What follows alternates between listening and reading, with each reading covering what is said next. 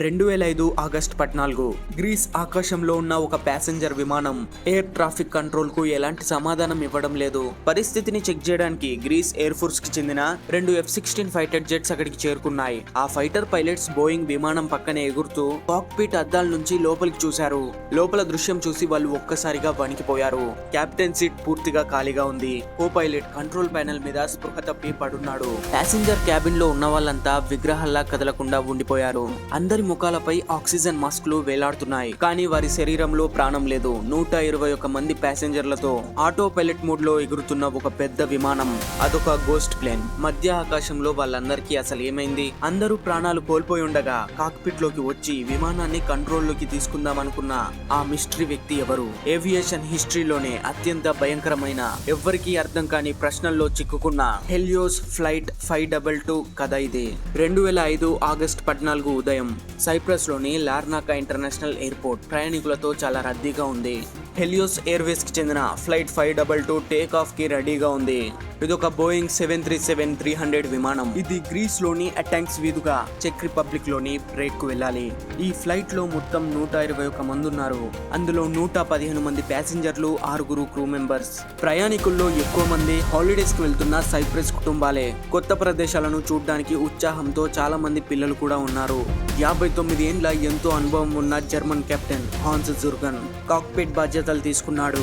ఆయనతో పాటు first officer పాంపోస్ టెర్లాంబస్కో co pilot గా ఉన్నాడు. విమానం నడపడంలో వీళ్ళిద్దరికి వేల గంటల ఎక్స్పీరియన్స్ ఉంది. వాతావరణం క్లియర్ గా ఉంది. ఆకాశంలో మబ్బులు కానీ టర్బులెన్స్ కానీ లేవు. గ్రౌండ్ క్రూ రూల్స్ ప్రకారం విమానానికి సరిపోయే ఫ్యూయల్ కూడా ఉంది. ఉదయం 9:07 ఫ్లైట్ 522 లార్నాకా నుంచి సక్సెస్ఫుల్ గా టేక్ ఆఫ్ అయింది. ప్రయాణికులు సీట్ బెల్ట్స్ పెట్టుకుని తమ జర్నీని ఎంజాయ్ చేస్తున్నారు. కానీ ఆ విమానం ఎప్పటికీ సురక్షితంగా ల్యాండ్ కాదు అన్న విషయం వాళ్లకు తెలియదు. టేక్ ఆఫ్ తర్వాత విమానం నెమ్మదిగా పైకి వెళ్తుండగా కాక్పిట్ లోపల ఒక సైలెంట్ డేంజర్ మొదలైంది. అది పైలట్ కంటికి కూడా కనిపించలేదు. ఈ ఫ్లైట్ వెళ్లే ఒక్క రోజు ముందు విమానం వెనుక భాగంలో డోర్ దగ్గర మంచు గడ్డ కట్టిందని కంప్లైంట్ వచ్చింది. దాన్ని చెక్ చేయడానికి గ్రౌండ్ ఇంజనీర్స్ విమానం క్యాబిన్ ప్రెజర్ ని చెక్ చేశారు. ఆ టెస్టింగ్ సమయంలో ఇంజనీర్ ప్రెజరైజేషన్ స్విచ్ ను ఆటో మోడ్ నుండి మాన్యువల్ కి మార్చేశాడు. కానీ పని పూర్తి అయిన తర్వాత మళ్ళీ దాన్ని ఆటో మోడ్ లో పెట్టడం మర్చిపోయాడు. టేక్ ఆఫ్ కి ముందు చెక్ లిస్ట్ చూసుకునే సమయంలో కెప్టెన్ మార్టిన్ కూడా ఈ ఘోరమైన తప్పును గమనించలేదు. విమానం 10,000 అడుగుల ఎత్తులోకి వెళ్ళగానే బయట ఆక్సిజన్ లెవెల్స్ తగ్గిపోయాయి. కానీ ప్రెజరైజేషన్ స్విచ్ మాన్యువల్ మోడ్ లో ఉండడం వల్ల లోపల గాలి ఒత్తిడి సరిగ్గా మెయింటైన్ అవ్వలేదు. 12,040 అడుగుల ఎత్తులోకి చేరుకోగానే కాక్పిట్ లో మొదటి అలారం మోగింది. విమానంలో గాలి తగ్గుతుందని పైలట్ ని అలర్ట్ చేయడానికి పెట్టిన క్యాబిన్ ఆల్టిట్యూడ్ వార్నింగ్ హార్న్ అది. కానీ బోయింగ్ 737 డిజైన్ లో ఒక చిన్న లోపం ఉంది. ఈ alarm sound plus take off configuration sound రెండు ఒకేలా ఉంటాయి. దానివల్ల పైలట్ దాన్ని కన్ఫ్యూజ్ అయ్యాడు. వాళ్లకు ఆక్సిజన్ అందట్లేదనే విషయాన్ని వాళ్ళు అర్థం చేసుకోలేకపోయారు. సిస్టంలో ఏదైనా టెక్నికల్ ప్రాబ్లం ఉండొచ్చని అనుకున్నారు. ఏసీ ఫ్యాన్లలో సమస్య వచ్చిందని భ్రమపడ్డారు. విమానం 18,000 అడుగుల ఎత్తులోకి చేరుకోగానే మాషన్ కాషన్ లైట్ ఆన్ అయింది. అంతేకాకుండా కూలింగ్ ఎక్విప్మెంట్ వార్నింగ్ కూడా వస్తుంది.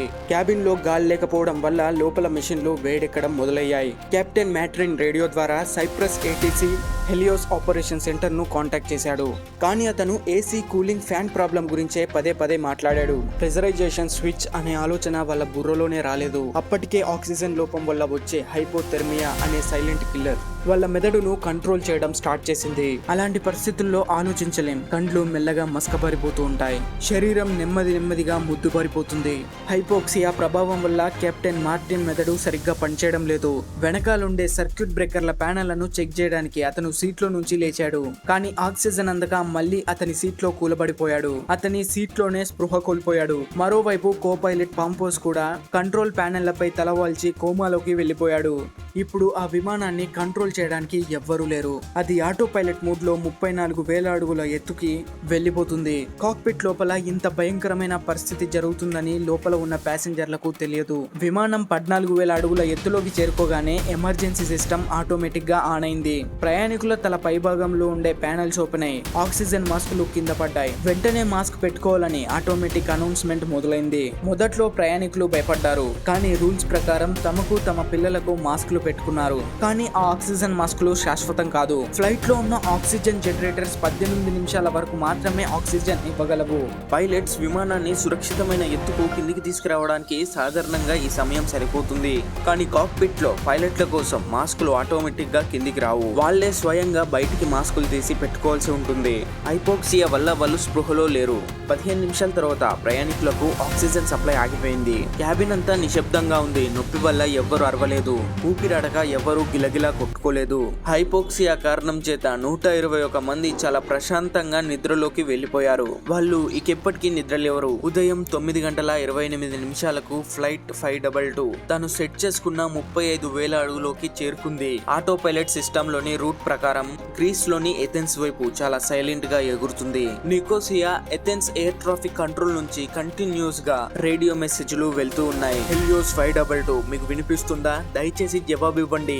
విమానం కరెక్ట్ రూట్ లో కరెక్ట్ ఎత్తులోనే ఎగురుతున్నట్లు రాడార్ లో స్పష్టంగా ఉంది. కానీ పైలట్స్ నుంచి రిప్లై లేదు. డిపార్ట్మెంట్ లో కంగారు మొదలైంది. 9/11 ఫ్లైట్ లాగానే ఈ ఫ్లైట్ ని కూడా ఉగ్రవాదులు హైజాక్ చేశారని అనుకున్నారు. కానీ 121 మందిలో ఎవ్వరికి స్పృహ లేకపోవడం వల్ల గ్రౌండ్ కంట్రోల్ కి అనుమానం వచ్చింది. కాక్పిట్ లో పైలట్స్ స్పృహ తప్పి ఉండడం వల్ల ప్లేన్ ని కిందికి దింపడానికి కంప్యూటర్ కి ఎలాంటి సిగ్నల్స్ అందలేవు. దాంతో ఆటో పైలట్ సిస్టమ్ తన పని తను చేసుకుంటుంది. ఎథెన్స్ ఎయిర్పోర్ట్ పైన ఉన్న VOR అనే నావిగేషన్ పైన విమానాన్ని హోల్డింగ్ ప్యాటర్న్ లో ఉంచింది. అంటే విమానం అక్కడే గాల్లో గుండ్రంగా తిరగడం మొదలు పెట్టింది.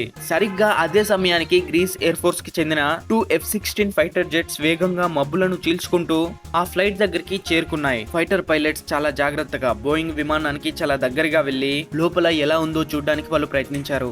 అద్దాల్లో నుండి ప్రయాణికులను చూసిన వాళ్ళ రక్తం గడ్డకట్టింది. ఎందుకంటే వాళ్ళందరూ ఇప్పుడు చనిపోయి ఉన్నారు. ఫైటర్ పైలట్స్ నిరాశగా ఇక వెనక్కి తిరిగి వెళ్లిపోదాం అనుకున్న సమయంలో కాక్పిట్ లో ఒక దృశ్యం వాళ్ళను ఆశ్చర్యపరిచింది. ఉదయం 11:40 కాక్పిట్ లోకి ఒక మనిషి ఎంటర్ అయ్యాడు. అతను ఎలాంటి ఉగ్రవాది కూడా కాదు. హెలియోస్ ఎయిర్వేస్ కి చెందిన 25 ఏండ్ల ఫ్లైట్ అటెండర్ ఆండ్రియాస్ ఫ్లోడ్రోమో తన ప్రాణాలను కాపాడుకోవడానికి ప్లేన్ లో ఉండే పోర్టబుల్ ఆక్సిజన్ సిలిండర్లను వాడాడు. ఆ కారణంగానే తను అప్పటికి స్పృహలో ఉన్నాడు. ఆండ్రియాస్ కేవలం ఒక క్యాబిన్ క్రూ మాత్రమే. అతనికి కమర్షియల్ పైలట్ లైసెన్స్ కూడా ఉంది.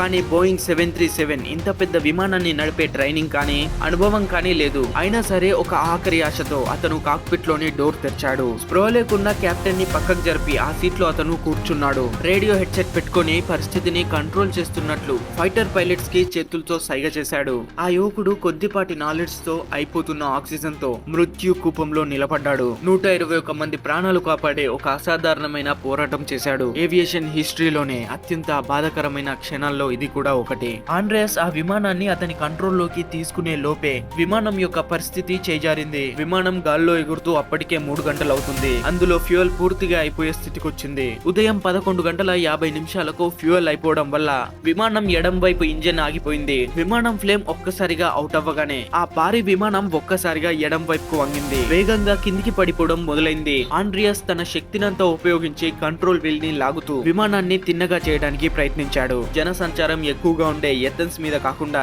విమానాన్ని ఏదైనా ఖాళీ ప్రదేశానికి తీసుకువెళ్లడమే అతని లక్ష్యం. హైపోక్సియా కారణంగా ఆండ్రియాస్ శరీరం కూడా సహకరించడం లేదు. అతని కండ్ల ముందు చీకటి కమ్ముకుంటుంది. అయినా కూడా ఓటమిని ఒప్పుకోలేదు. తన చివరి శ్వాస వరకు బోయింగ్ 737 విమానాన్ని సముద్రం వైపు కొండల వైపు గ్లైడ్ చేయడానికి ప్రయత్నించాడు. బయట ఉండే ఫైటర్ పైలట్స్ ఈ ఘోరమైన మృత్యు పోరాటాన్ని నిస్సాయంగా చూస్తూ ఉండిపోయారు. ఆ పెద్ద విమానాన్ని ఎయిర్ రన్వే పై సురక్షితంగా ల్యాండ్ చేయడం అసాధ్యమని వాళ్ళకి అర్థమైంది. ఇక ఆఖరి క్షణాల కోసం ఎదురు చూడడం మాత్రమే మిగిలింది. ఎడమ ఇంజన్ ఆగిపోయిన కరెక్ట్ 10 నిమిషాలకు అంటే మధ్యాహ్నం 12 గంటలకు కరెక్ట్ గా కుడివైపు ఇంజన్ ఆగిపోయింది. దాంతో ఇంజన్స్ పనిచేయని ప్యాసింజర్ ప్లేన్ ఒక పెద్ద ఇనుప గ్లైడర్ లాగా మారిపోయింది. హైడ్రాలిక్ సిస్టమ్, ఎలక్ట్రిక్ పవర్ అన్ని పనిచేయడం ఆగిపోయాయి. విమానం భయంకరమైన స్పీడ్ తో గ్రీస్ లోని గ్రామాటికో అనే కొండ ప్రాంతాల వైపు నేరుగా కిందికి దూసుకెళ్తుంది. ఆండ్రియాస్ మాత్రం ఆఖరి సెకండ్ వరకు కంట్రోల్స్ ని వదలలేదు. విమానాన్ని నగరానికి దూరంగా ఉంచాలని తన సహాయ శక్తులా ప్రయత్నించాడు. బహుశా అతని ధైర్యం వల్లే నేల మీద ఉండే ఎంతో మంది అమాయకుల ప్రాణాలు దక్కాయి. మధ్యాహ్నం 12:04 హెలియోస్ ఫ్లైట్ 522 పెద్ద శబ్దంతో రామాటికోలోని ఒక పెద్ద కొండను ఢీకొట్టింది.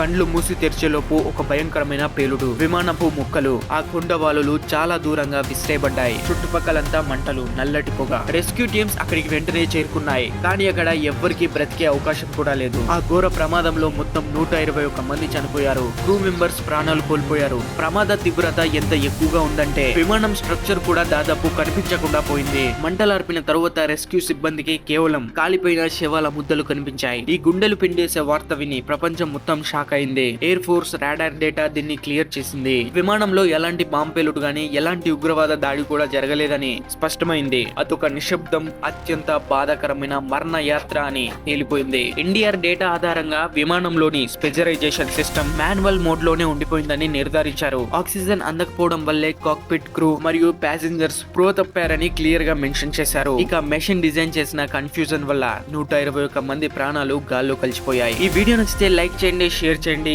ఈ వీడియోకి నేను ఇచ్చే లైక్స్ టార్గెట్ జస్ట్ 500 లైక్స్ అన్నమాట. ఈ టార్గెట్ ని ఈజీగా కంప్లీట్ చేస్తారని భావిస్తూ నేను మీ అక్షిత్ సైనింగ్ ఆఫ్.